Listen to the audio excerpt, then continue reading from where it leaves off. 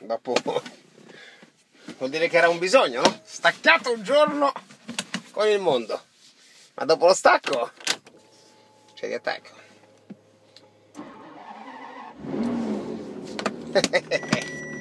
E tocca chiedersi, ignoranza, ignoranza, tocca chiedersi se è un bene, perché dopo un giorno di stacco col mondo, dopo un giorno di stacco dalle comunicazioni, perché era un bisogno,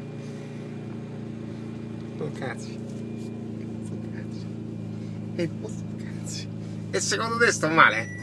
E allora ho una gran voglia di riattaccare. 2 giorni di stop forzato, un po' di mal di pancino. Oggi proprio stop è il padre di tutti gli stop. Però mo' basta, no? Adesso basta.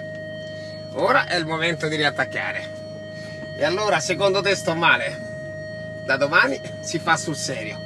La voglia è tanta, il bisogno è altrettanto, perché